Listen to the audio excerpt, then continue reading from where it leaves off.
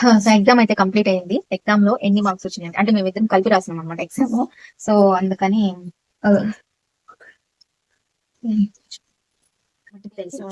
ఇదిగోండి 63 మార్క్స్ వచ్చినాయి.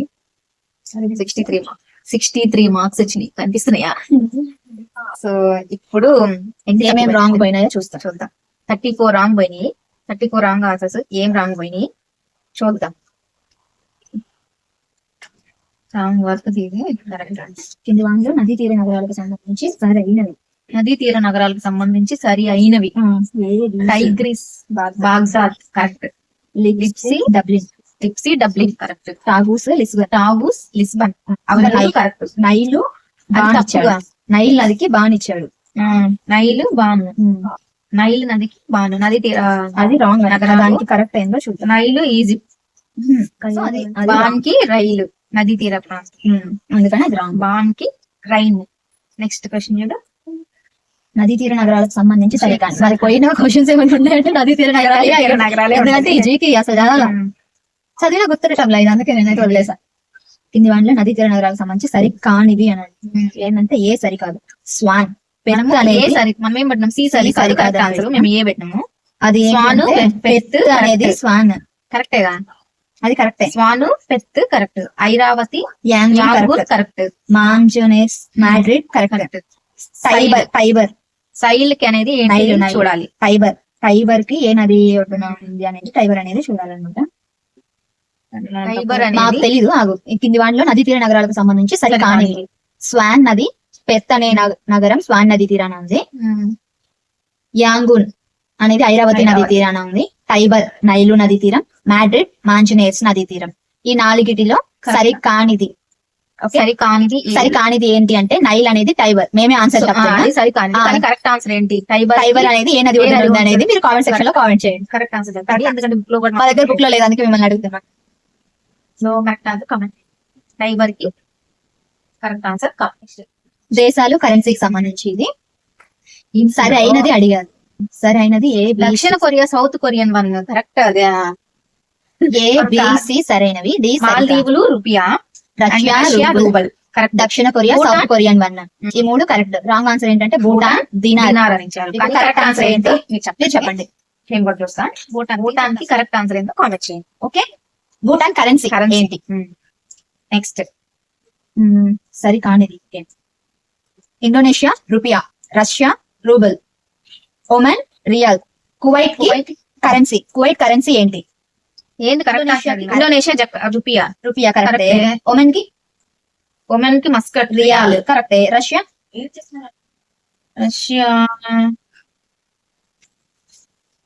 Dollar, rouble. రష్యాకి రూబుల్. అప్పుడు dollar correct. We have to write question. Incorrect question. ఏం ఎక్స్ప్లెనేషన్? డాలర్ కరెక్ట్ అని పెట్టారు. రైల్ ఇంజన్ డీజిల్ ఇంజన్ లను ఆవిష్కరించిన వారు. రైల్ ఇంజన్ అంటే జేమ్స్ వాట్ ఆవిరి యంత్రం, అదే కదా. Rail engine James what. Diesel engine వచ్చేసి రుడాల్ఫ్ డీజిల్. Next question. జలాన్ని వడికే యంత్రం కనుగొన్న వ్యక్తి డేవిడ్ బుష్నెల్. మేము తప్పు పెట్టినాం. కరెక్ట్ ఆన్సర్ వచ్చేసి జలాంతర్గామి వడికే యంత్రం కనుగొన్న వ్యక్తి డేవిడ్ బుష్నెల్. ఇస్లాం విద్యా లక్ష్యాల్లో సరికాండి ఏంటంటే ఆప్షన్స్ 4 విద్యార్థిని మరో ప్రపంచానికి సిద్ధం చేయడం, ఆధ్యాత్మిక భారత జీవన విధానాన్ని అలవర్చడం, పరిపాలనా సామర్థ్యాలను పెంపొందించడం, ఇస్లాం మత సంస్కృతిని మతాన్ని అభివృద్ధి చేయడం. ఇందులో ఆన్సర్ ఏంటి అంటే ఆధ్యాత్మిక భారత జీవన విధానాన్ని అలవర్చడం. ఇది అనేది ఇస్లాం విద్యా లక్ష్యాలలో కానిది. జైన విహారాలలో బోధనా పద్ధతులకు సంబంధించి సరి కానిది ఆప్షన్స్ మౌఖిక పద్ధత, ప్రశ్నోత్తర పద్ధతి, అన్వేషణ పద్ధతి, వల్లెవేయడం. నేను చెప్పిన అన్వేషణ పద్ధతి అని. ప్రశ్నోత్తర పద్ధతి ఇక్కడ డైరెక్ట్ దాంట్లో పెట్టేమో తెలుసా? ప్రశ్నోత్తర పద్ధతిని ఇస్లాం విద్యా విధానంలో ప్రవేశపెట్టారు అని మన దగ్గర ఉన్న దాంట్లో డైరెక్ట్ బిట్టుండింది.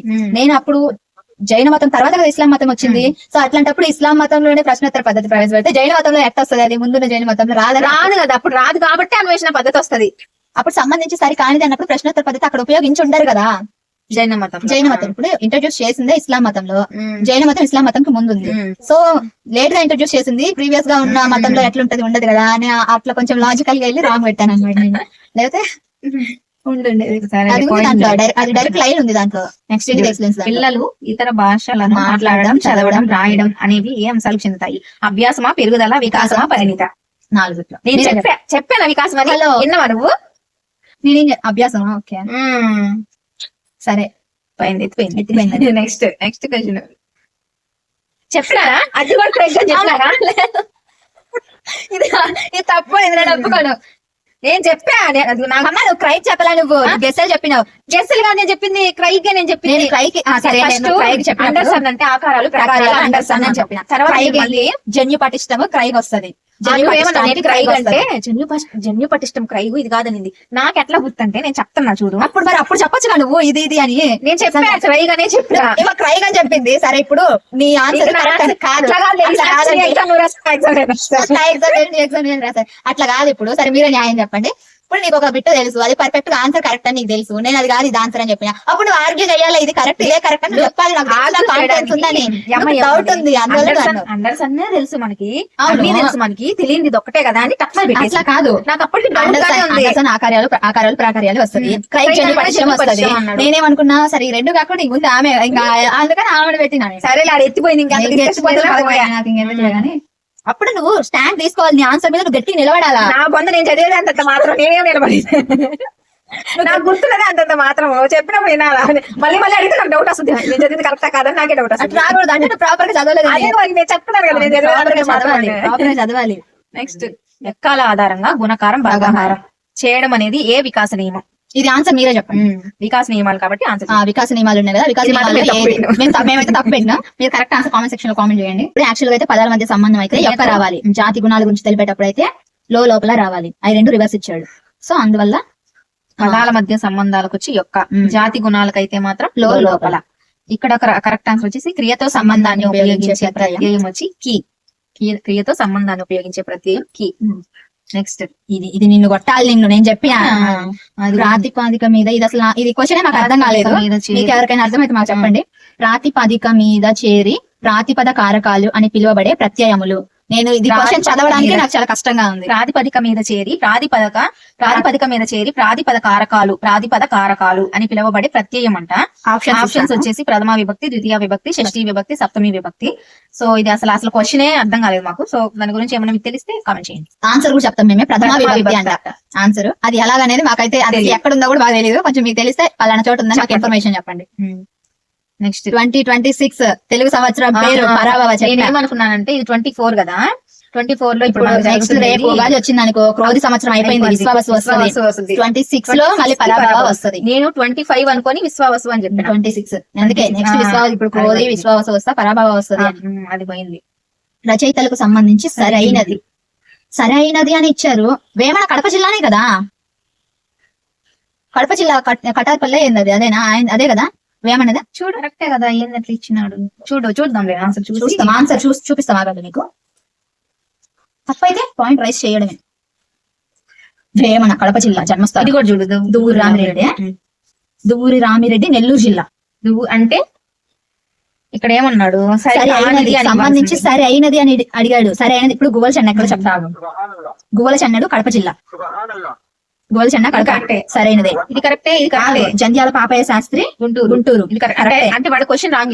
అప్పుడు మనం ఏం చేయలేం కదా, మంది మిస్టేక్ కాదు కదా, క్వశ్చన్ రాంగ్. Incorrect question. మంద కూడా మిస్టేక్ అవ్వద్దమ్మా, మంద కూడా మిస్టేక్.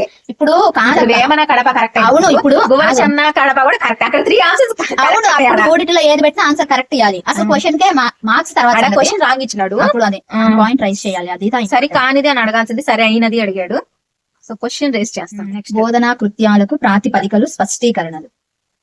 బోధన ఈ మెథడాలజీ కానీ తలకాయ నొప్పి కంటెంట్ బాగా పెట్టినాం కానీ మెథడాలజీ మాత్రం లేదు. కంటెంట్ బాగా పెట్టినాం, మెథడాలజీ మాత్రం మొత్తం ఎత్తిపోతారు పథకమే. మెథడాలజీ అసలు చదవలేదు, అన్ని ఏం బాగాలేదు.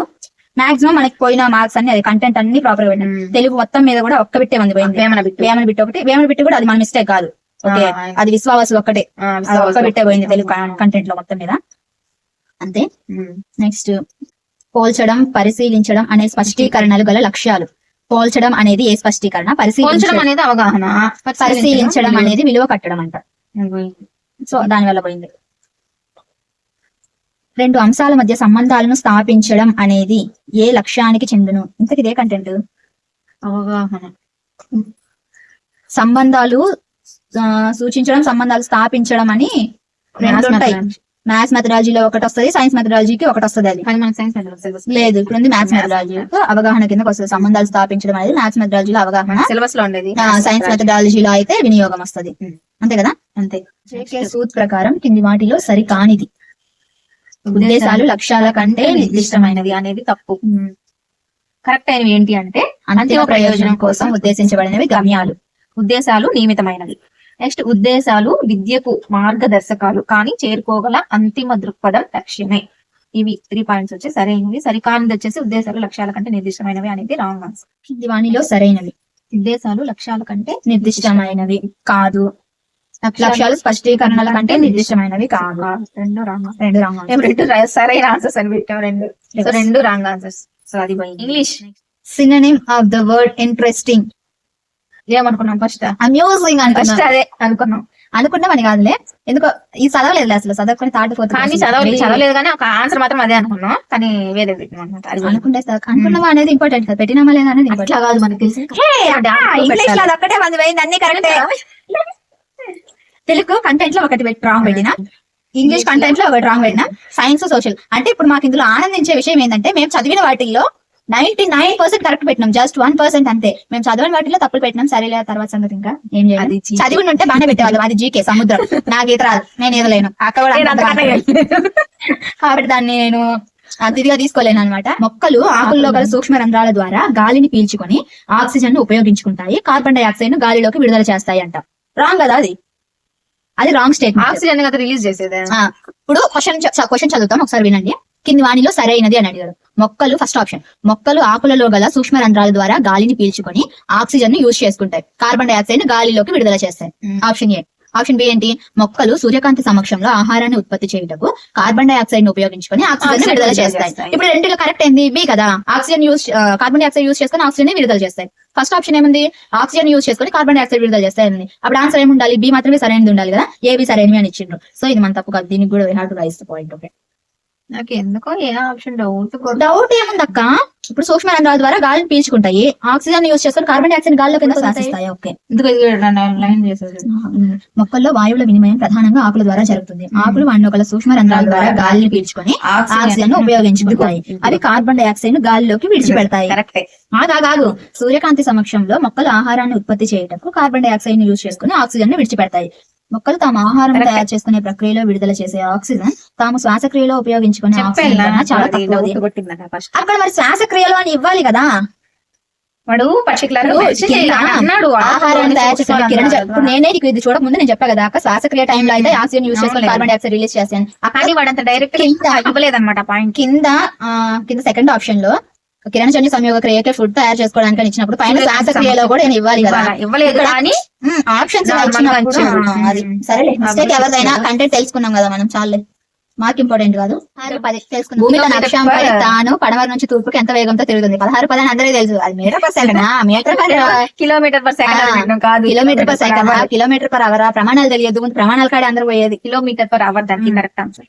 గణితం మరియు రేఖా గణితం కంటెంట్ లో కూడా ఎన్ని పోయినాయి అయితే మరి చూద్దాం. ఇదొకటి సైన్స్ కంటెంట్ లో ఒకటి పోయింది, సోషల్ కంటెంట్ లో ఒకటి పోయింది. అది కంటెంట్ అన్నిటిలో ఒక్కొక్కటే పోయింది. అది కూడా మేము ప్రాపర్ గా దాని మీద కాన్సన్ట్రేట్ చేయకపోవడం వల్ల పోయింది. ఓకే కదా, లేకపోతే కంటెంట్ అంతా పర్ఫెక్ట్ గా పెట్టేవాళ్ళం. అబ్బాయి ఎన్ని రోజులు ఆనందంగా ఉంది ఏంటంటే చదివేటట్లు బిట్లు కాకుండా పెడుతున్నాం మేము. Next methodology. ఇది సంగతి ఎందుకులే, ఇంకా ఏముంటుంది వాటిలో సరైనవి. ఏవి రెండు సరికావంట. గణితం మరియు రేఖా గణితంల మధ్య సహసంబంధం అనేది ఒక శాఖలో గల అంశాల మధ్య సహసంబంధం. ఒక శాఖ అంటే ఇప్పుడు అది రెండు మ్యాథ్సే కదా. గణితం మరియు రేఖా గణితం రెండు మ్యాథ్స్ లోదే కదా. గణితం అంటే ఓవరాల్ గా కదా. రేఖా గణితంలో మ్యాథ్స్ లో సబ్ టాపికే కదా. అప్పుడు ఈ రెండు ఒకే దాంట్లో ఒకే శాఖకు సంబంధించినవి కదా. ఎందుకు కదా అది ఏమో మాకైతే తెలీదు, చెప్పండి తెలిస్తే. అంకగణితంలో శాతాలు మరియు గణితంలో మధ్య గల సహసంబంధం అనేది వివిధ శాఖల మధ్య గల సహసంబంధం. అవును, ఇది వివిధ శాతాలు మరియు అది వివిధ శాఖల మధ్య కాదు, ఒకటే దానికి సంబంధించింది. మరి అట్లాంటప్పుడు గణితం రేఖా గణితం కూడా ఒకే శాఖ అవ్వాలి కదా. అంకగణితంలో శాతాలు గణితం మధ్య అన్నప్పుడు వివిధ శాఖల మధ్య అంటే రాంగ్ అయినప్పుడు, గణితము రేఖా గణితంలో మధ్య సంబంధం ఒకే శాఖలు అన్నప్పుడు రైట్ అవ్వాలి కదా. ఇదేంది మేము ఆలోచిస్తే అదే రాంగ్ అవుతుంది, మేము ఎంత ఆలోచిస్తే అదే తప్పు అవుతుంది. అది ఇట్టుంటే అసలు రాయబుద్దే కాదు. నెక్స్ట్ చూడు, చదువులాపు ఆర్యభట్టీయం గ్రంథం. ఉత్తరాయణం దక్షిణాయనం కాలపాదమేగా. కాదు కాదు, గోల్పాదం అది, గోల్పాదం అది. కరెక్టే. ద్రవ్య మార్పిడి కొన్ని విదేశీ కొలతలు ఏక నుండి పరార్చ వరకు సంఖ్యలు సిద్ధాంత శిరోమణిలో ఏ అధ్యాయంలో వివరించబడ్డాయి? లీలావతి. లీలావతి లీలావతి లీలావతి గంటంగా చదివి ఉండాల్సింది మొత్తం. అట్టయితే ఇవన్నీ ఎత్తిపోయినాయిగా. అంతే. ఇంకా 2 క్వశ్చన్స్. సమాన భిన్నాలు అవుతూ సజాతి భిన్నాలు కూడా అయ్యే భిన్నాలు ఉండవు అని రఫీ అన్నాడు. మీరు అతనితో ఏకీభవిస్తారా? మీ సమాధానానికి తగిన వివరణ ఇచ్చి సమర్థించండి అను ప్రశ్న ద్వారా విద్యార్థులు నెరవేరే వివేచన. ఆప్షన్స్: సమర్థనాత్మక వివేచన, ఊహాత్మక వివేచన, సాధారణీకరణ వివేచన, ఆగమన వివేచన. దీనికి ఆన్సర్ అయితే మీరే చెప్పండి. కరెక్ట్ ఆన్సర్ కామెంట్ చేయండి. ఓకే, నెక్స్ట్ కూడా ఇలాంటి క్వశ్చన్ అన్నమాట. ఇది కూడా చెప్పండి. మేమైతే 2 రాంగ్ పెట్టినాం. మిగిలిన కరెక్ట్ పెట్టినట్టు చాలా అడిగిండు, కరెక్ట్ పెట్టినాం.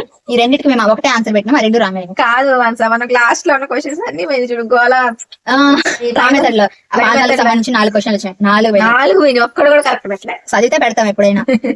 నెక్స్ట్, 2 అంకెలు ఒక ప్రధాన సంఖ్యను తిప్పిరాయగా వచ్చిన సంఖ్య కూడా ప్రధాన సంఖ్య అవుతుందో ఊహించండి అన్నాడు. క్వశ్చన్ లోనే ఆన్సర్ ఉంది.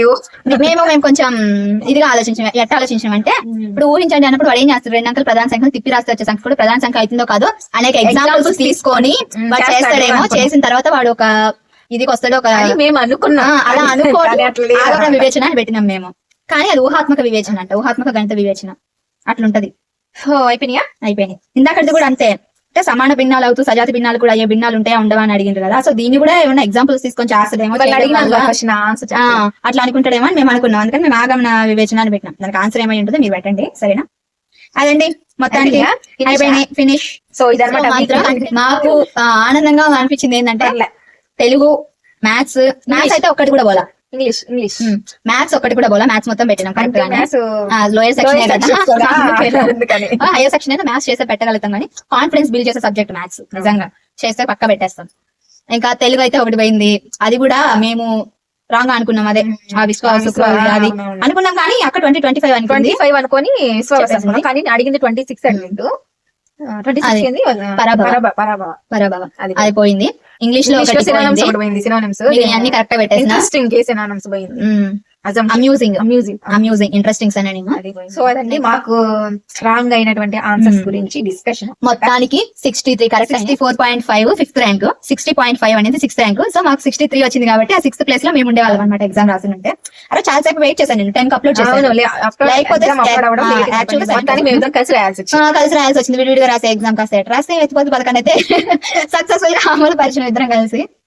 అది ఇదండి వాళ్ళ వీడియో నచ్చితే లైక్ చేయండి, షేర్ చేయండి, కామెంట్ చేయండి. మేము అడిగిన క్వశ్చన్స్ కి ఆన్సర్స్ మాత్రం మర్చిపోవద్దు. Thank you so much for watching. Bye.